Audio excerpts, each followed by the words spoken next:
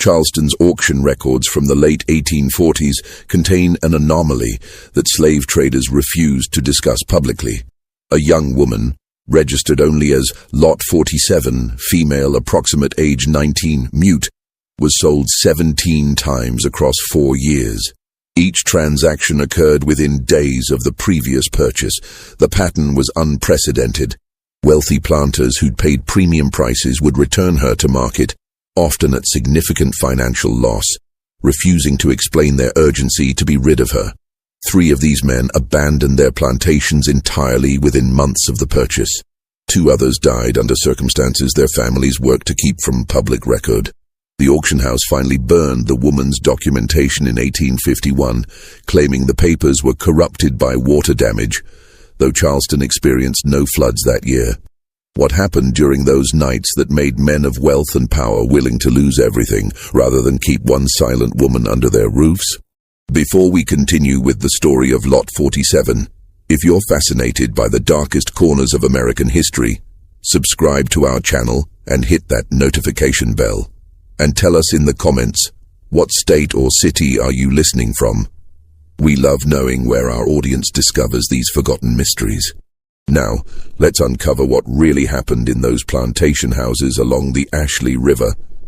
The truth began not in Charleston's grand auction houses, but in the aftermath of a tragedy that left questions no one wanted to answer. Charleston in 1847 stood as the wealthiest city in the South, its prosperity built entirely on rice, cotton, and the labor of enslaved people who outnumbered free whites nearly 2 to 1. The city's elite, families whose names appeared on bank charters and shipping manifests, competed not just in acres owned, but in the visible markers of refinement. A well-trained house servant reflected directly on a master's status. Women who could perform delicate tasks, who moved silently through rooms, who understood orders without speaking. These commanded the highest prices at Ryan's Mart and other auction venues lining Chalmers Street. The low-country plantations surrounding Charleston existed as their own insular world. Accessible primarily by river, these estates sprawled across thousands of acres of reclaimed swampland, their big houses rising on brick foundations to escape the humidity that rotted everything it touched. Mosquitoes bred in standing water. Yellow fever arrived with predictable cruelty each summer. The social fabric depended entirely on maintaining rigid hierarchies. Any disruption to the established order sent ripples of anxiety through communities that lived in constant, unspoken fear of the people they enslaved. Into this world, in March 1847, came a woman whose origins remained deliberately obscured. The bill of sale identified her only as property from a deceased estate in Beaufort County, approximately 19 years of age, described as comely, healthy, unable to speak, skilled in needlework and chamber service.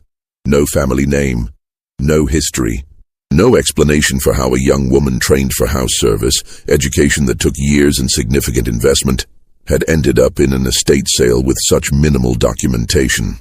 The auctioneer, a man named Virgil Haskett, who'd conducted sales for 2 decades, later told his brother, in a conversation recorded in private correspondence now held by the Charleston Historical Society, that the woman's paperwork felt wrong. The handwriting changed mid-document. Dates were smudged. The signature of the estate executor was illegible. But the woman herself appeared exactly as described. Young, well-formed, with the kind of refined bearing that suggested careful training. She stood on the auction block without expression, her eyes fixed on some distant point, while Haskett called for bids. Richard Gaillard made the winning offer. He paid $1,240, a sum that raised eyebrows even among Charleston's elite. Gaillard owned Fairweather Plantation, 3,000 acres along the Ashley River, and had recently lost his wife to complications from childbirth. He had 2 daughters, ages 7 and 9, and needed reliable household help. He'd specifically requested a woman who wouldn't gossip or carry tales between the big house and the quarters. A mute servant seemed ideal. The woman rode to Fairweather in the back of Gaillard's wagon, her few belongings in a cloth bundle. She was installed in a small room off the main kitchen, given a pallet and blankets. and assigned duties that included mending, light cleaning, and attending to the motherless girls. The plantation's other enslaved people, 43 souls working the rice fields and maintaining the house, were told to help her adjust. But something was immediately apparent to those who shared living quarters with her. The woman never slept. Or rather, she appeared to sleep, lying still on her pallet, eyes closed, but anyone passing her room could hear she was awake.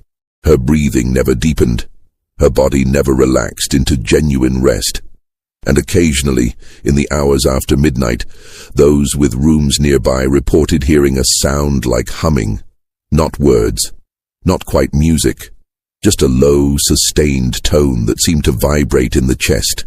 On the third night of her residence at Fairweather, Richard Guylard's oldest daughter, Catherine, woke to find the mute woman standing beside her bed. The girl later described the encounter to her aunt, testimony preserved in family letters, with a clarity that suggests genuine terror. The woman stood perfectly motionless in the darkness, close enough that Catherine could feel her breath.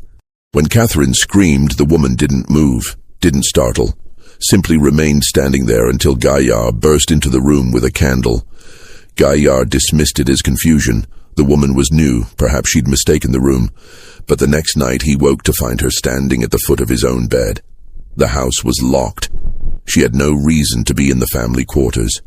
When he demanded an explanation, she of course couldn't provide one.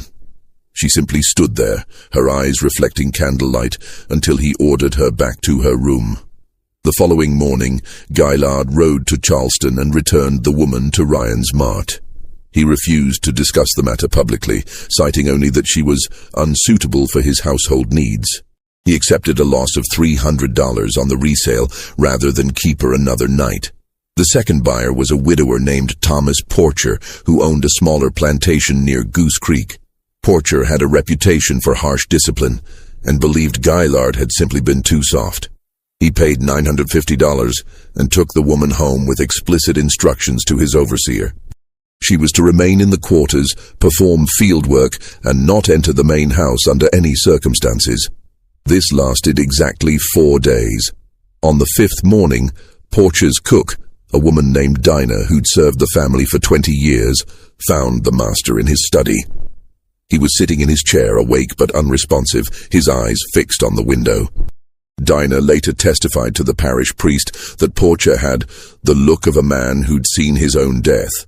When Dinah finally roused him, Porcher's first words were, "Get her off my land." The mute woman had never entered the house. She'd remained in the quarters as instructed, but Porcher insisted she leave immediately. He wouldn't say what had happened. He refused to discuss it with his overseer, his neighbors, or the slave traders. He simply wanted her gone, and he wanted it done that day. Back to Charleston she went. The third sale. Now the pattern began attracting attention among the trading community. Virgil Haskett noted in his ledger, a detail preserved because the ledger survived a later fire, that rumors circulate regarding Lot 47. The price dropped to $720. The buyer was a plantation owner from Edisto Island named Marcus Brevard, a man known for his rational temperament and his detailed record-keeping. Brevard documented everything about his properties, from weather patterns to crop yields to the health and behavior of every person he enslaved. Brevard kept the woman for 9 days, longer than either previous owner. His journal entries from this period were later obtained by his great-granddaughter, who donated them to a university archive in the 1920s, where they remained unexamined until a graduate student discovered them in 1963. The entries are chilling in their clinical detail. Day 1. The woman appears competent. She completed assigned tasks without instruction. She maintains disturbing eye contact. Day 3. She has not spoken, as expected, but I observe her lips moving when she believes herself unobserved. No sound emerges. I cannot determine what she attempts to communicate. Day 5. I woke at 3 o'clock to find my bedroom door standing open. I distinctly remember securing it. The woman was discovered in the hallway outside. She offered no explanation for her presence. I have ordered she be confined to the quarters after dark. Day 7. Confinement has proven impossible. She was found this morning standing outside my bedroom window. We are on the second floor. There is no ladder, no logical means of ascent. My overseer suggests she climbed the downspout, but I examined it. It would not support her weight. Day 9. I cannot continue this. Something is deeply wrong. She has done nothing overtly threatening, yet I find myself unable to sleep, unable to think clearly. My hands shake. I see her face when I close my eyes. I will return her to Charleston tomorrow. The journal includes one final entry about the woman, written 3 weeks after her departure. I learned today that Thomas Porcher has died. They say it was his heart.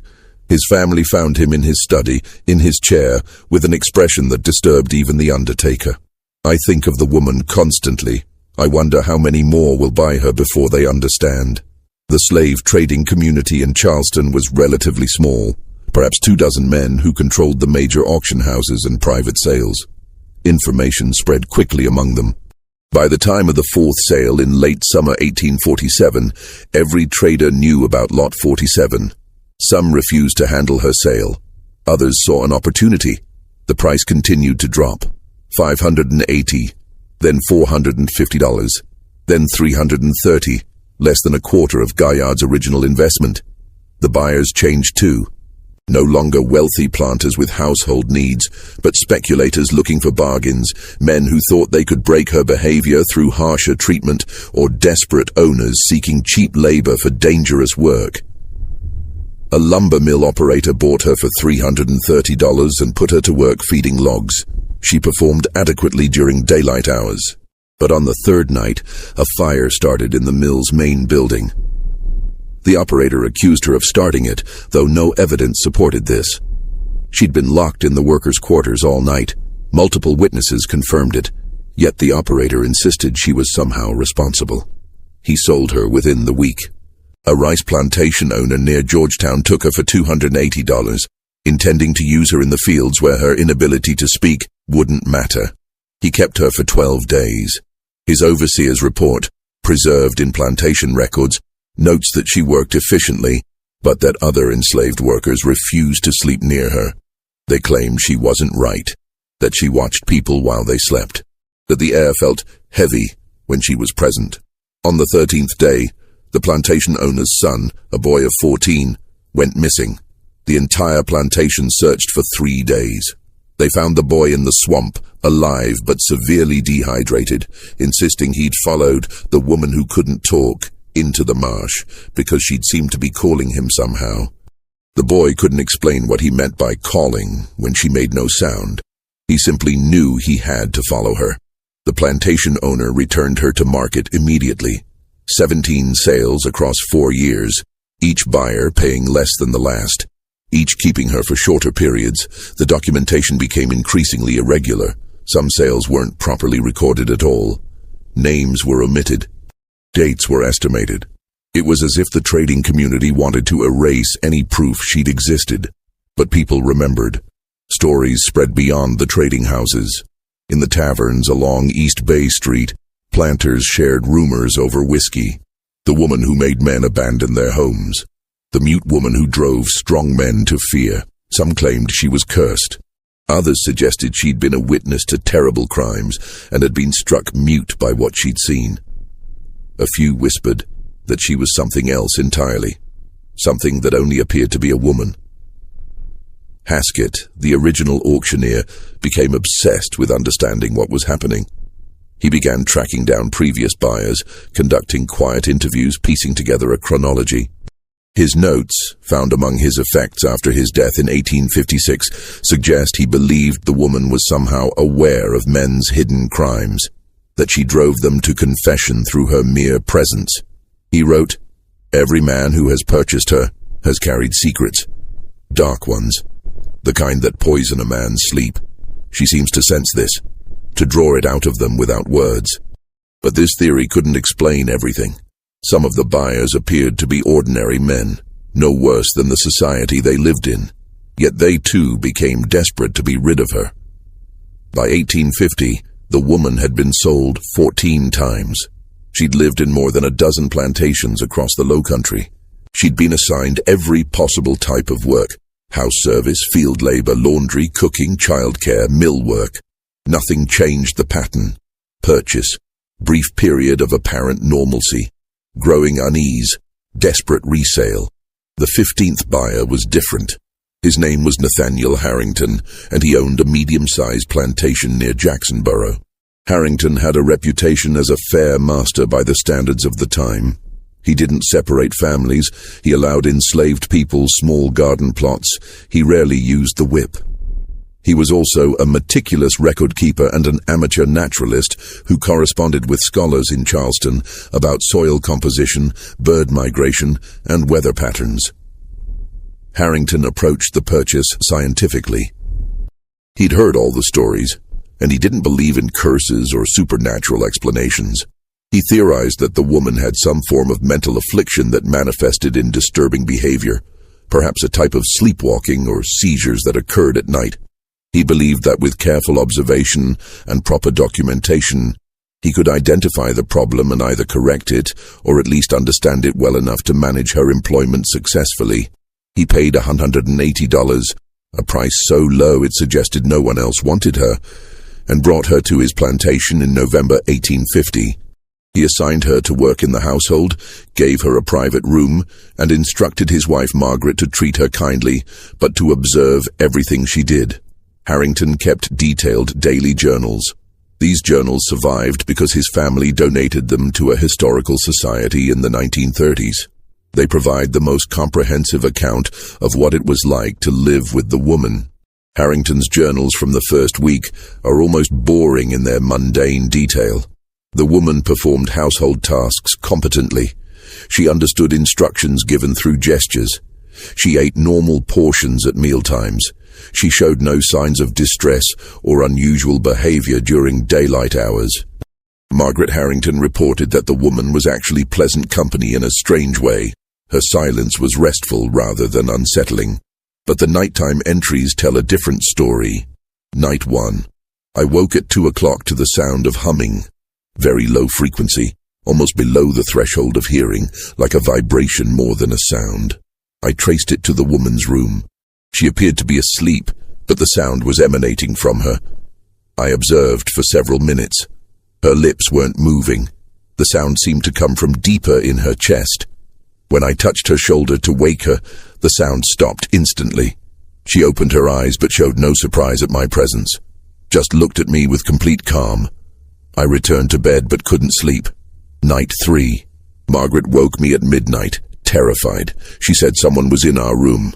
I lit a candle and found the woman standing near our wardrobe, just standing there. When I asked what she was doing, she of course couldn't answer. I led her back to her room, and this time I locked her door from the outside.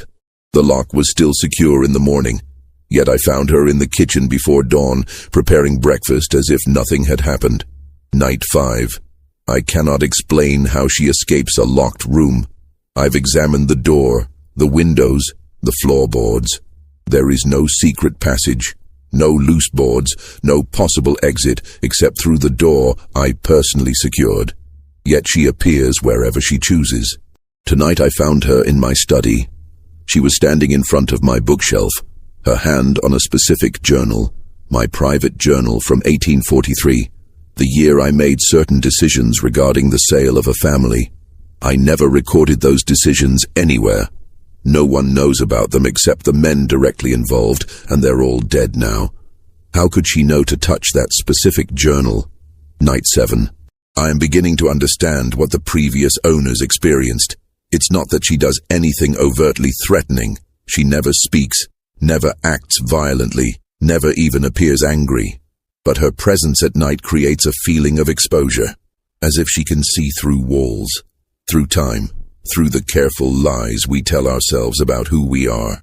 I find myself thinking about things I haven't thought about in years, decisions I made, things I witnessed and did nothing to stop, compromises I accepted as necessary.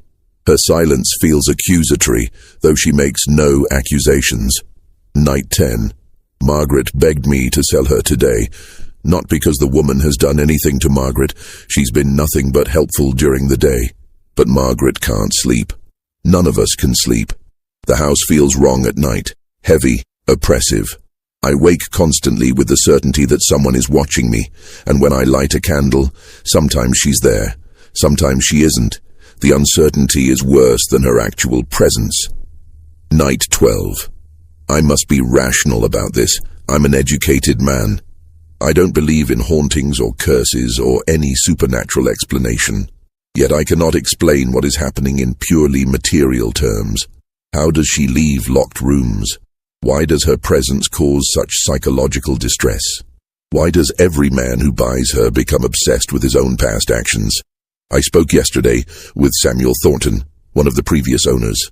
He admitted that during the week he kept her, he became convinced she knew about his first wife's death. The official story was fever, but Thornton's doctor had prescribed laudanum for the wife's nerves, and Thornton had increased the dosage without consulting the physician. The wife died of respiratory failure. Thornton was never questioned, but he said that when the mute woman looked at him, he felt certain she knew, that she was waiting for him to confess. Night 14. Last night, I dreamed about the family I sold in 1843. I separated the mother from her children because a buyer offered premium price for the children alone. The mother begged me, offered me anything. I refused because the profit was substantial. I haven't thought about this in 7 years. I've convinced myself it was just business. That's what we tell ourselves, isn't it? That it's just business, just economics, just the way things are. But last night I dreamed of the mother's face, and when I woke, the mute woman was standing at the foot of my bed. Her expression hadn't changed. She wasn't accusing me. She wasn't doing anything except standing there. But I felt my heart breaking. I felt genuine anguish for the first time since 1843. As if her presence was forcing me to feel what I'd successfully avoided feeling. I wept. God help me, I wept like a child while she stood there watching me with those calm, unchanging eyes. Night 15. I took her back to Charleston today. I couldn't keep her another night, but I didn't return her to the traders. Instead, I went to the church. I spoke with Father O'Malley. I told him everything about the woman, about the pattern of sales, about my own experiences. I confessed things I've never told another living soul. Father O'Malley listened. He said something I cannot stop thinking about. Perhaps God has sent you a mirror. Perhaps she reflects back what you carry inside. The question is whether you're brave enough to look. Harrington's journal ends there. There are no more entries about the woman, but church records from St. Michael's in Charleston show that Nathaniel Harrington made a substantial donation to the church in December 1850. Along with a written statement freeing 3 families he'd held in slavery, a total of 11 people. He also made provisions in his will to free the remainder of his enslaved population upon his death, which occurred in 1859. The mute woman was not among those freed. She'd already been sold again. If you're gripped by this story and want to know what happened next, hit that like button, share this with someone who loves dark historical mysteries, and subscribe so you never miss content like this. Because what comes next will change everything we thought we knew about Lot 47. The 16th buyer was a man named Cornelius Gage. He paid $125. By now the woman was selling for less than the cost of a plow horse. Gage owned a small rice plantation near the Combahee River, isolated enough that he rarely saw neighbors. He was known as a hard man who'd built his modest wealth through ruthless efficiency and who had no patience for what he called superstitious nonsense. Gage thought the previous owners were weak. He believed the woman's behavior, whatever it actually consisted of, could be controlled through discipline and isolation. He put her to work in the rice fields during the day and locked her in a rice barn at night, separate from all other buildings. He told his overseer that if she somehow escaped, she was to be whipped and confined in stocks. She never tried to escape. But within 3 days, Gage's entire rice crop began failing. The seedlings withered, the dikes leaked, equipment broke. 3 workers suffered injuries in separate accidents.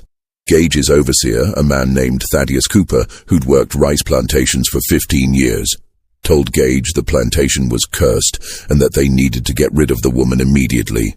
Gage refused. He was not a man who backed down. He kept the woman for 3 weeks, longer than most recent owners. During this time, according to Cooper's later testimony, recorded when Cooper sought employment elsewhere and had to explain his abrupt departure from Gage's plantation, Gage began to deteriorate. He stopped sleeping, started talking to himself, would stand in his fields at night, staring at the barn where the woman was locked, as if expecting something to emerge. On the 21st night, Gage went to the barn himself. Cooper watched from a distance, concerned for his employer's state of mind. Gage unlocked the barn, entered, and remained inside for what Cooper estimated was close to 2 hours. When Gage emerged, he was changed. Cooper described him as broken, like a man who'd been forced to watch his own soul laid bare. The next morning, Gage freed every person he enslaved, all 47 of them. He gave them papers, supplies, and what money he could spare. He told Cooper the plantation was finished, and that Cooper should find other employment. Then Gage took the mute woman to Charleston himself. But this time, he didn't take her to the traders. He took her to the port, to a ship captain named William Drexel, who regularly sailed to the Caribbean islands. What Gage paid Drexel, or what agreement they reached, was never recorded. But the woman left Charleston on Drexel's ship, the Meridian, bound for Nassau in the Bahamas. This should have been the end of the story. But it wasn't. 6 weeks later, Drexel returned to Charleston. He arrived at night, which was unusual. He went directly to Virgil Haskett's home and demanded to see him immediately. Haskett's wife later told her sister, in a letter that survived in family papers, that Drexel looked like a man pursued by death itself. What Drexel told Haskett became the subject of whispered conversations among the trading community. The accounts vary in details, but the core story remains consistent. Drexel claimed that during the voyage to Nassau, the woman had remained in the ship's hold as cargo. She'd been quiet, caused no problems, but at night, the crew began experiencing nightmares. Vivid, terrible nightmares about their worst actions. Drexel said his first mate, a man named Harrison who'd served with him for 8 years, had woken screaming about a child he'd abandoned in Liverpool 20 years earlier. Another sailor confessed to murder. A third admitted to deserting from the Navy. Drexel himself began dreaming about a fire. Years ago, he'd owned a share in a warehouse in Philadelphia. The warehouse had burned, killing 3 night watchmen. The official investigation ruled it an accident. But Drexel knew the fire had been set deliberately by his business partner to collect insurance money. Drexel had known and said nothing, because he'd profited from the insurance settlement too. 3 men died, and he'd taken money stained with their deaths. In his dreams, he saw those men burning, night after night. He said he'd wake to find the mute woman standing at the entrance to the hold, just watching him, never speaking, never moving, just watching with those unchanging eyes. When they reached Nassau, Drexel paid a local planter to take the woman. He left port immediately, not waiting for his scheduled cargo. On the voyage back to Charleston, the nightmares stopped. The crew's mood lifted, but Drexel said he couldn't shake the feeling that something fundamental had changed inside him, that the woman had somehow made him see himself clearly for the first time, and he couldn't return to comfortable ignorance. Drexel made one more voyage after returning to Charleston. Then he sold his ship and retired at age 43, far younger than most captains. He spent his remaining years, he died in 1868, working with freed people's aid societies and speaking publicly against the slave trade he'd once profited from. Haskett documented all of this in his private notes. He also noted that he'd received one final communication about the woman in early 1851, a letter from Nassau, from the planter who'd purchased her from Drexel. The letter was brief. "Returning your property on next ship to Charleston. Cannot keep her. Will accept no payment. Destroy all records of this transaction." The woman arrived back in Charleston in March 1851, exactly 4 years after her first recorded sale. She'd traveled across the Low Country, been sold 17 times, driven men to confession and ruin, crossed the ocean and returned. And she looked exactly the same, unchanged, unbroken, silent. Haskett refused to sell her again. He couldn't. He told his brother he'd rather burn the auction house than be responsible for one more sale. But he also couldn't legally free her. He didn't own her, and the various bills of sale had created such a confused chain of title that it was unclear who did own her. So Haskett did something that went against every instinct he'd developed in 20 years of trading human beings. He housed her. In a small room behind his auction house office, he gave her a bed, regular meals, and told his clerks she was not to be disturbed. He paid her a small wage from his own pocket for light cleaning work around the office, and he began what would become a 6-month investigation into her origins. The decision wasn't made from compassion, not initially. Haskett was terrified of what might happen if he tried to sell her again. But more than that, he'd become consumed by the mystery. How could one woman create such consistent psychological devastation across so many different men? What was she doing, or what had been done to her that created this effect? He started with the original bill of sale from March 1847. The document identified her as property from a deceased estate in Beaufort County. But when Haskett traveled there in late April 1851, the courthouse clerk couldn't find any record of such an estate sale. No probate filings matched the date. No administrator's report listed an enslaved woman of her description. The clerk, an elderly man named Josiah Bentley, who'd worked in the courthouse for 30 years, did remember something unusual from that period. There was a fire, Bentley said, pulling out damaged ledgers from early 1847. Took out half our records room. Some estate files were lost completely. Could be your paperwork was among them. But Bentley also mentioned something else. He recalled a planter from near the Ashapoo River who'd come through town in February 1847 in a tremendous hurry, filing multiple sales documents all at once. Edmund Lowell, Bentley said. He was selling off property before he died. Unusual thing was, he wasn't sick. Seemed healthy enough, but he acted like a man settling his affairs. Died 2 months later anyway. Heart gave out, they said. Haskett requested access to what remained of Lowell's estate records. Most had been claimed by his son, Gerald, but the courthouse retained copies of major transactions. Among them, the sale of 11 enslaved people in February 1847, all to different buyers across the Low Country. No names were recorded, just ages, genders, and brief descriptions. But one entry caught Haskett's attention. Female, approximately 27, mute, household trained. Sold to J. Marchant, Charleston trader. J. Marchant had been Haskett's competitor. He died in 1849 during a yellow fever outbreak, and his business records had been dispersed among several other traders. Haskett spent 3 weeks tracking down those records, finally locating them in the possession of a retired trader named Albert Sims, who lived on Trad Street. Sims was 70 years old and suffering from consumption. He received Haskett in a darkened parlor that smelled of camphor and decay. When Haskett explained what he was looking for, Sims laughed, a wet, rattling sound. "The mute woman," he said. Marchant talked about her before he died. Said she was the worst mistake he ever made in business.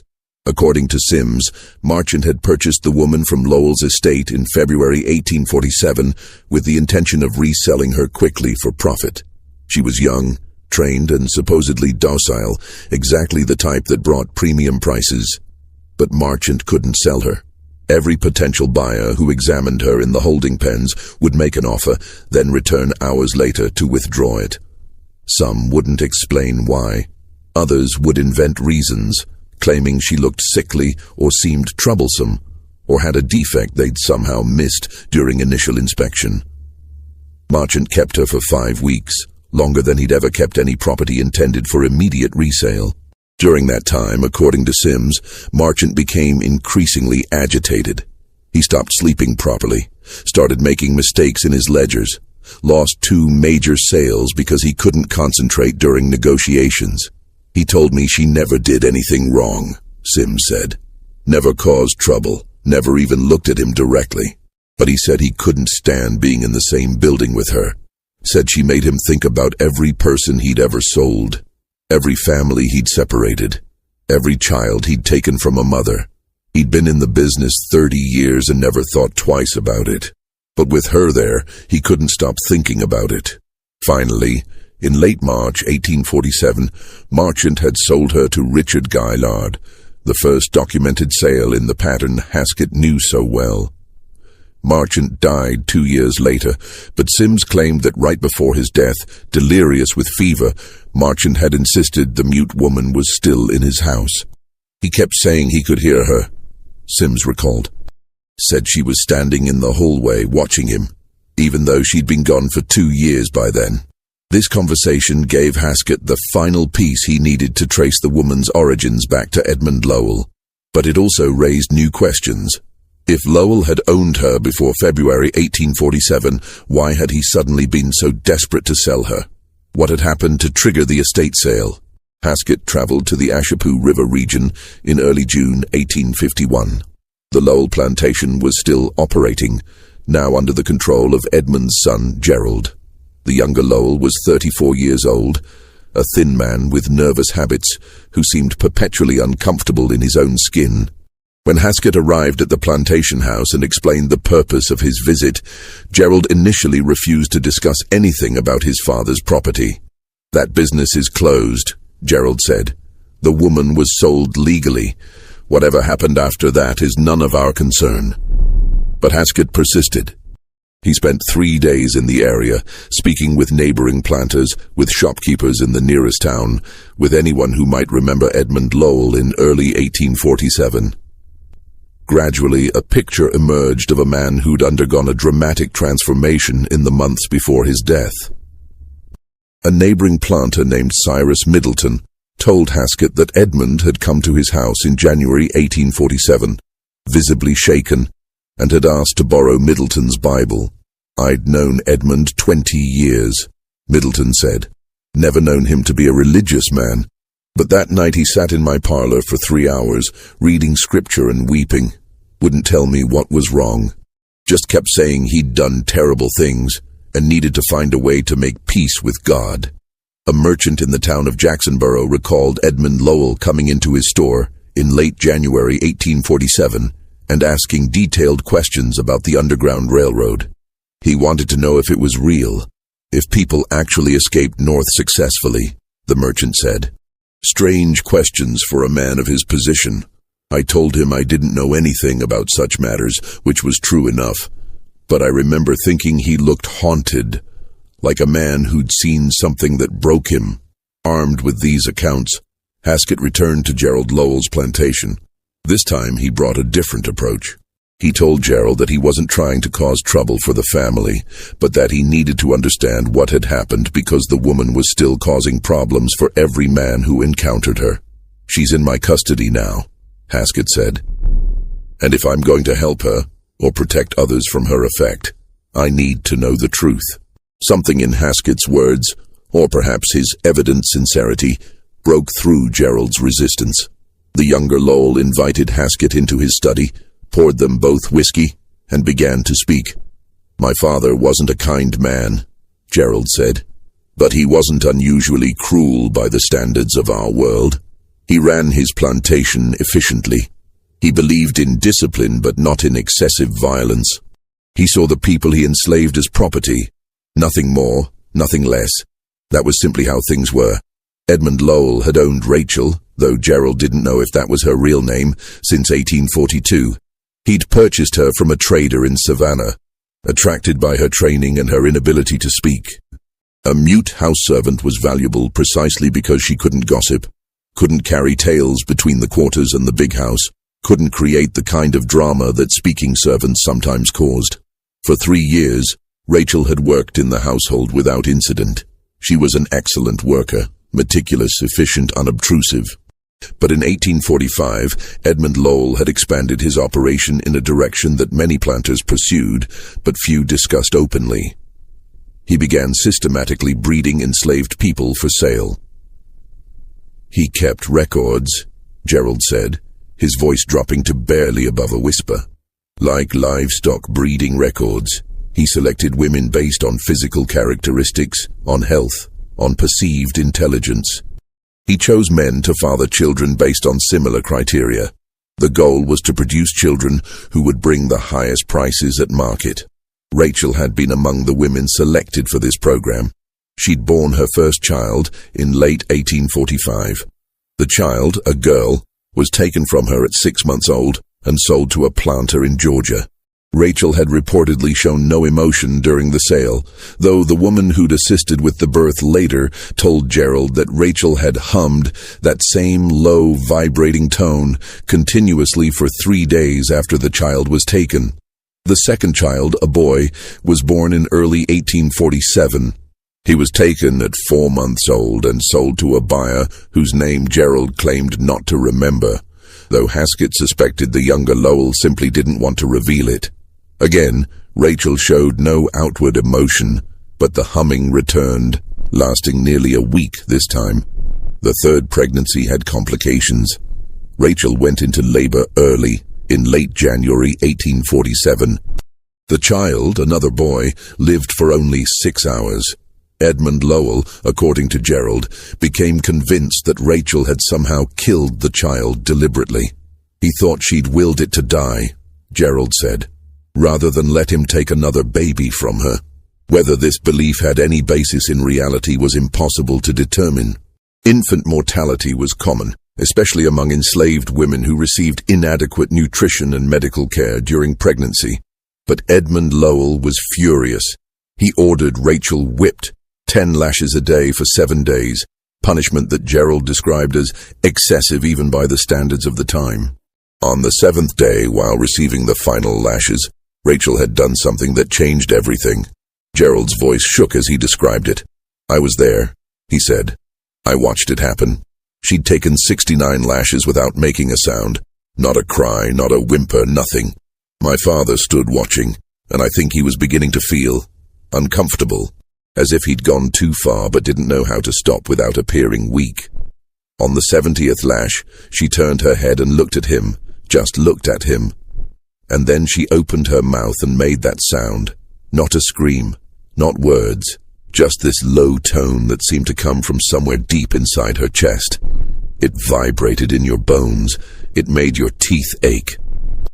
And while she made that sound, she held my father's gaze without blinking, without flinching, without showing anything except this terrible, calm certainty. The overseer delivering the lashes stopped. Everyone present stopped. It wasn't a long sound, maybe 5 seconds, but it felt like time stretched, and when she closed her mouth and that sound ended, my father's face was white. He turned and walked back to the house without saying another word. From that day forward, Edmund Lowell began to deteriorate. He couldn't sleep. He began seeing Rachel everywhere. In hallways she wasn't in rooms she'd never entered. He started having what Gerald described as fits of conscience, suddenly questioning practices he'd followed for decades without apparent guilt. He tried to explain it to me once, Gerald said. He said that when Rachel made that sound while looking at him, something changed in his perception, as if she'd somehow opened a door in his mind, and all the things he'd carefully avoided thinking about came flooding through. He kept saying he could feel what she felt, that he understood, for the first time, what it meant to have your children taken, to be powerless, to be treated as less than human. He said it was driving him mad. Edmund Lowell had lasted 3 weeks. He'd tried everything to escape the feeling: prayer, whiskey, work. Nothing helped. Finally, he'd made a desperate decision. He would sell every enslaved person on his plantation. All of them.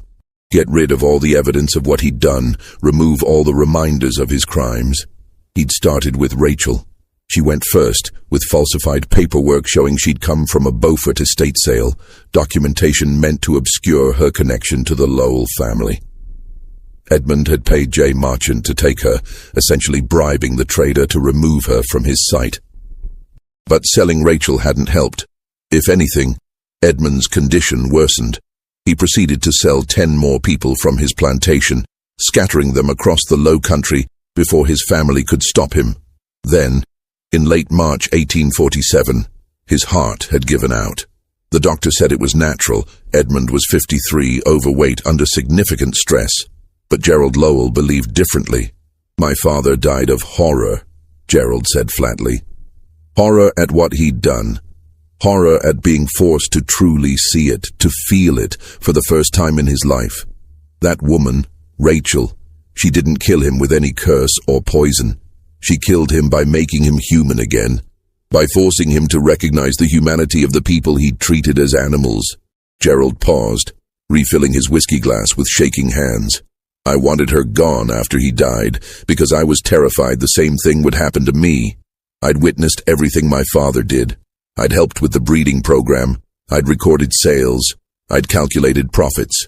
If she could do to me what she did to him, make me really see, really feel what we'd done, I don't think I could survive it." Haskett asked the question that had been burning in his mind since beginning this investigation. What happened to her children? The two who lived? Gerald's face hardened.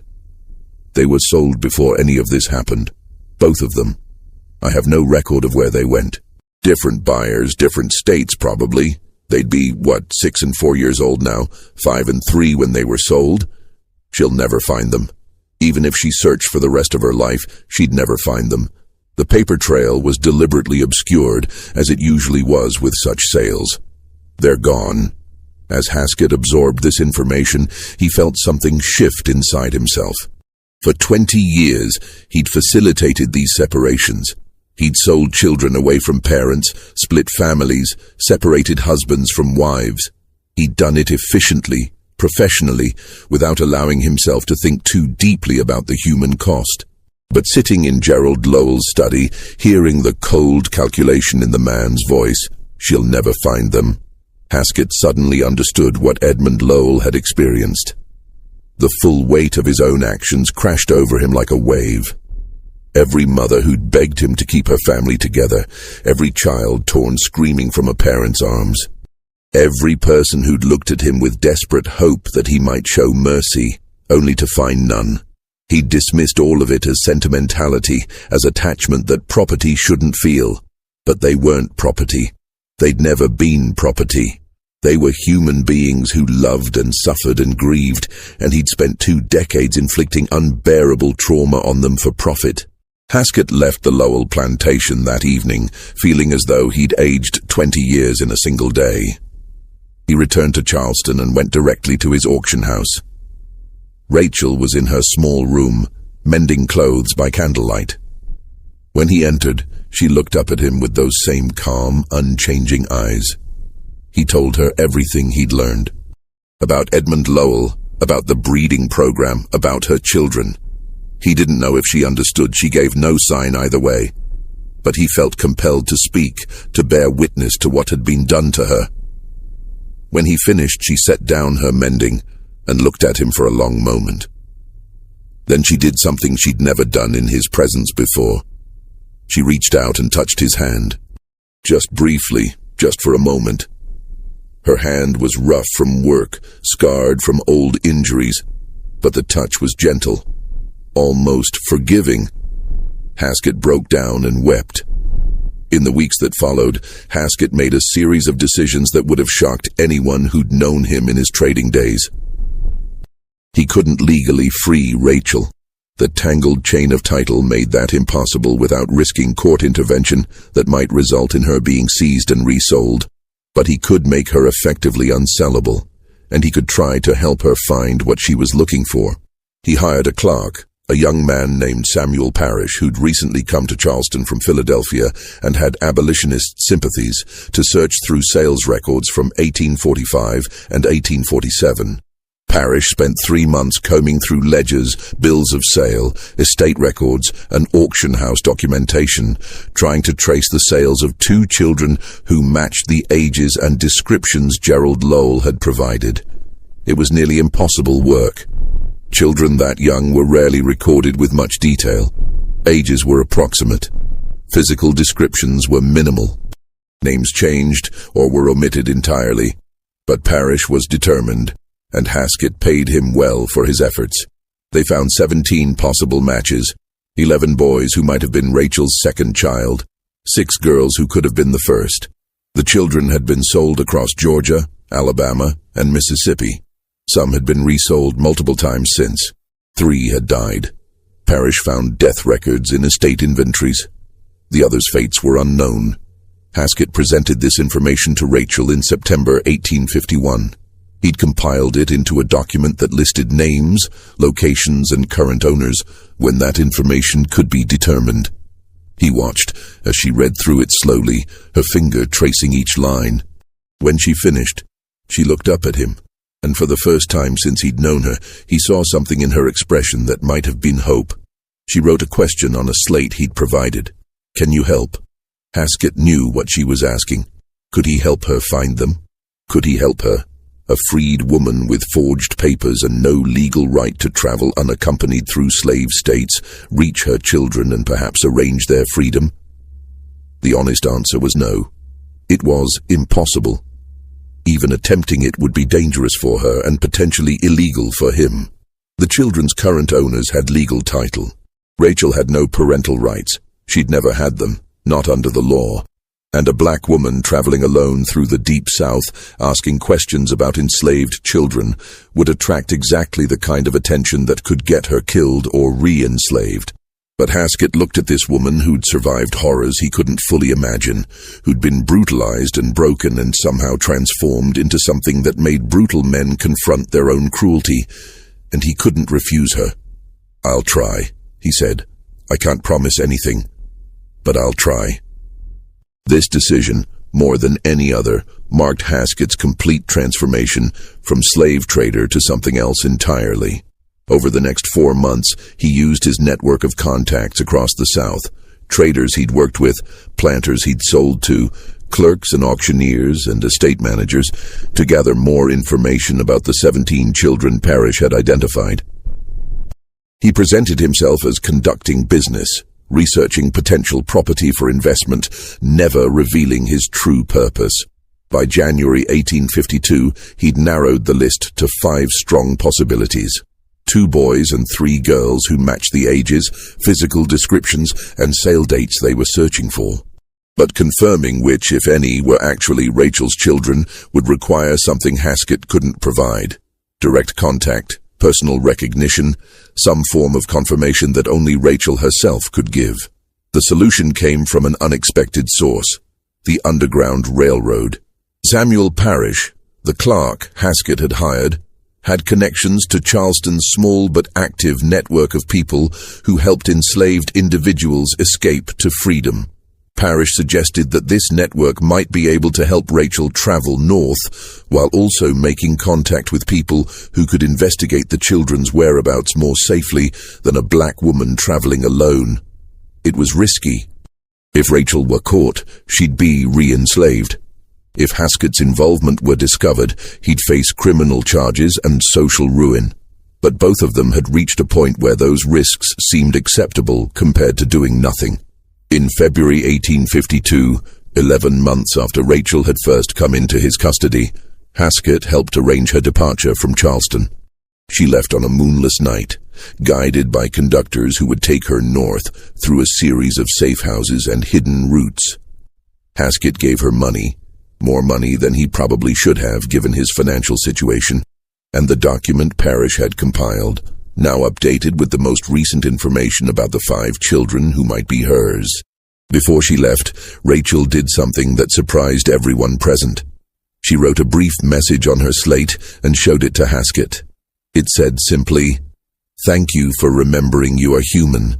Then she vanished into the night, beginning a journey whose outcome Haskett would never fully know. Just when we thought we'd seen it all, the horror in Charleston's slave trade intensifies. If this story is giving you chills, share this video with a friend who loves dark mysteries, hit that like button to support our content, and don't forget to subscribe to never miss stories like this. Let's discover together what happens next. Haskett never received direct word from Rachel after her departure. The nature of the Underground Railroad required secrecy. Correspondence was dangerous, could be intercepted, could compromise everyone involved. But over the following months and years, he occasionally received indirect news through Parish's network. Rachel had made it safely to Philadelphia by March 1852. From there, she'd traveled to New York, and then to various cities across the North. The information Parrish received suggested she was working with abolitionist organizations, helping other escaped slaves, and continuing her search for her children through whatever channels were available to her. One report, received in late 1853, indicated that she might have located her daughter, a girl of approximately 8 years old, enslaved on a plantation in central Georgia, who matched the physical description and whose age aligned perfectly. The report said Rachel had made contact through intermediaries, free black people who could travel more safely in the South, and was working to arrange the child's freedom, either through purchase or escape. Whether this effort succeeded, Haskett never learned. The correspondence stopped after that report, and Parrish eventually lost contact with the specific network members who'd been tracking Rachel's movements. What Haskett did know was what happened in Charleston after Rachel left. He'd called that meeting of slave traders in March 1852, presenting them with the full story he'd pieced together and proposing his solution: create forged manumission papers backdated to before Edmund Lowell's death, supported by all the major traders, making Rachel legally free and eliminating any possibility of her being recaptured and resold. The traders had agreed, not from compassion but from self-interest. Rachel had become a problem that threatened their business. Men who'd purchased her had suffered financial losses, psychological breakdowns, and in some cases had abandoned the slave trade entirely. The traders wanted the pattern to end, and the cleanest way to end it was to make her permanently unavailable for sale. But something unexpected happened after that meeting. Several of the traders present, including some of Charleston's most successful dealers, began experiencing their own crises of conscience. Within 2 years of Rachel's departure, 3 major auction houses in Charleston closed their doors permanently. The owners gave various public explanations: age, health, changing markets, but privately, some admitted they could no longer continue in the trade. One of them, a man named Francis Kershaw, who'd operated one of Charleston's largest slave marts, told Haskett in 1854, "I keep thinking about what you told us, about that woman and what was done to her, and I realize I've done the same things hundreds of times, separated mothers from children, bred people like livestock, sold families apart. I used to tell myself it was just business, but business built on that kind of suffering isn't business. It's evil, and I can't do it anymore." Haskett himself closed his auction house in August 1856. He'd been struggling financially, his heart was no longer in the work, and without ruthless focus on profit, his business couldn't compete. But more than that, he simply couldn't bear to continue. He sold the building and used the proceeds to establish a small fund that provided assistance to freed people in Charleston, helping them find employment, housing, and legal support as they built lives in freedom. It wasn't enough. It could never be enough to balance the harm he'd caused over 20 years of trading. But it was something. It was an acknowledgement that the people he'd bought and sold were human beings deserving of dignity and respect, not commodities to be exploited for profit. The plantation owners who'd purchased Rachel fared worse. Of the 17 men who'd bought her between 1847 and 1851, only 5 still owned their plantations by 1860. 3 had died, 4 had abandoned their properties. 5 had sold their estates and moved away, often at significant financial loss. The pattern was striking enough that it became noticed, even whispered about, in Charleston's commercial circles. People began referring to the Lot 47 curse, though few knew the full story behind the name. Some believed the woman had been genuinely cursed or possessed. Others thought she'd practiced some form of African spiritual tradition that gave her power over her owners. A few suggested she'd been poisoning them somehow, though no evidence of poison was ever found. The truth, that Rachel had simply been a woman pushed beyond human endurance who'd somehow found a way to reflect back at men the cruelty they'd inflicted, was perhaps more disturbing than any supernatural explanation. It suggested that guilt and conscience could be as destructive as any curse if the weight of one's actions became impossible to ignore. The Civil War came to Charleston in 1861, and the social order that had made Rachel's suffering possible began its violent collapse. The city was bombarded, burned, occupied by Union forces. The slave trade that had enriched so many Charleston families ended with emancipation. The plantation system crumbled. Many of the men involved in Rachel's story didn't survive to see freedom come to those they'd enslaved. Edmund Lowell had died in 1847, Thomas Porcher in late 1847, Marcus Brevard in 1857, Cornelius Gage in 1857. William Drexel lived until 1868, but spent his final years working with freedmen's aid societies, trying to make some form of amends for his years profiting from the slave trade. Nathaniel Harrington, the scientific planter who'd kept detailed journals, died in 1859, but left provisions in his will freeing everyone he'd held in slavery, a radical act for a South Carolina planter of his era. His journals survived and were eventually donated to a historical society where they remained largely unread until the 1960s. Richard Gaillard, the first buyer, continued operating his plantation until his death in 1863, but his family scattered after the war. His daughters never married, and the family line ended with them. The Fairweather plantation house burned during Reconstruction under circumstances that were never fully explained. Gerald Lowell managed to keep his plantation operating through the war, but lost it during Reconstruction when he couldn't pay taxes on the property. He died in poverty in Charleston in 1879, living in a single rented room above a cobbler's shop. His few remaining possessions included his father's journals, which he'd kept despite repeatedly claiming he wanted nothing to do with that history. Virgil Haskett lived until 1868. In his final years, he wrote extensively in private journals, now held by the South Carolina Historical Society, about his transformation from slave trader to abolitionist. He documented his investigation into Rachel's origins, his growing understanding of the horror he'd participated in, and his attempts to make amends. The journals include this entry from December 1867. I received word today through an old contact that a woman matching Rachel's description was seen in Philadelphia in 1865, working with freed people arriving from the South. The contact said she appeared healthy and was accompanied by a young woman of approximately 20 years who called her mother. I cannot confirm this is the same woman, but I choose to believe it is. I choose to believe she found at least one of her children. That after everything that was done to her, she achieved something that so many others never could.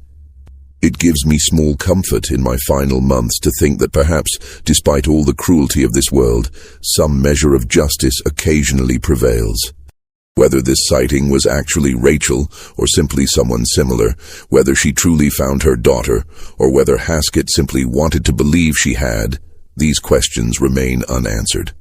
Rachel disappeared from documented history after leaving Charleston in 1852. No definitive records trace her movements after that point, but fragments suggest a life lived in service to others who'd suffered similar trauma.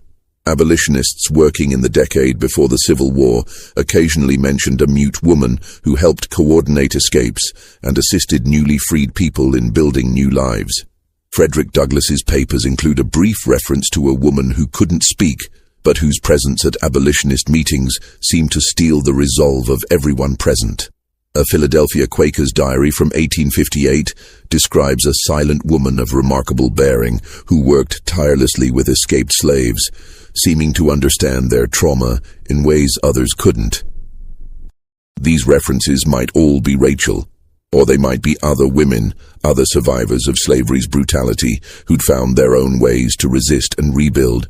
The system of slavery created thousands of tragedies like Rachel's, women who were brutalized, who lost children to sale, who endured unspeakable suffering. Most of their stories were never recorded. Most of their names are lost to history.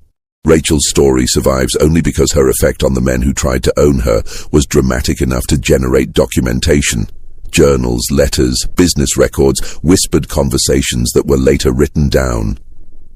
But for every Rachel whose story was partially preserved, how many others suffered in silence, their stories erased completely from the historical record? The auction house where Rachel was first sold no longer exists. The building burned in 1865, and new construction now occupies that site on Chalmers Street. The plantations where she was held have mostly been demolished or converted to other uses. A few survive as tourist attractions, their histories sanitized for visitors who prefer antebellum romance to antebellum reality. But the foundation of Charleston's wealth, the wealth built on trading human beings, remains visible in the city's architecture. The grand houses along the Battery, the historic churches, the commercial buildings, all were constructed with profits from slavery. Every brick represents someone's suffering. Every columned portico stands on a foundation of stolen labor and destroyed families.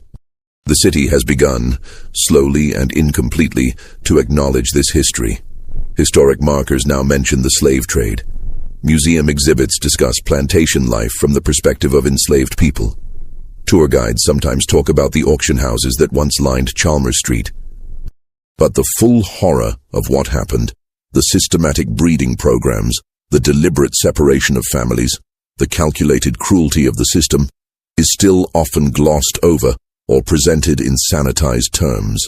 The psychological torture that accompanied physical brutality is rarely discussed.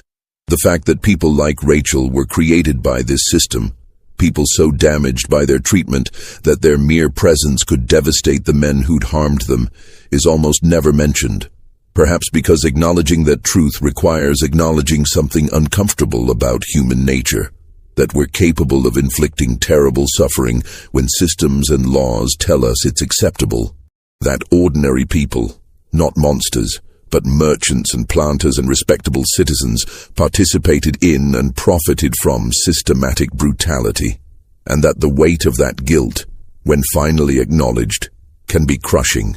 Rachel's power over the men who bought her wasn't supernatural. It was simply the power of forcing them to see clearly what they'd done, to feel empathy for perhaps the first time, to recognize the humanity of people they'd treated as property. That this experience was devastating to them speaks to how thoroughly they'd suppressed their conscience, how completely they'd divorced themselves from normal human feeling. In that sense, Rachel's story is a story about moral injury, the damage done to one's own humanity when participating in inhumane systems. The planters and traders who encountered Rachel were forced to confront that damage. Most couldn't bear it. Some were destroyed by it. A few, like Harrington and Haskett, were transformed by it. The mystery of Lot 47 isn't really about one woman's supernatural ability to haunt her purchases. It's about the much more disturbing reality of what happens when systematic cruelty meets human conscience, about the psychological toll of participating in systems built on suffering, about what emerges when someone who's been stripped of everything finds a way to strip away the comfortable lies that allow brutality to continue. Rachel survived by becoming a mirror. She reflected back at men what they'd done, forced them to feel what they'd inflicted, made them see themselves clearly perhaps for the first time. And most of them couldn't survive that clarity. They collapsed under the weight of their own actions once denial was no longer possible. Her silence wasn't weakness. It was the most powerful form of testimony, a witness who couldn't be silenced by threats or persuaded by bribes, who simply existed as living evidence of what the system had done. Her presence in a house was accusation incarnate. Her calm gaze was judgment that required no words. Whether Rachel found her children, whether she lived to see emancipation, whether she found any measure of peace in her remaining years, these questions may never be answered definitively.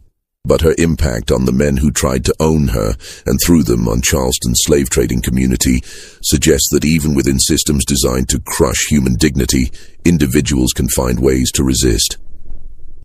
Ways to fight back.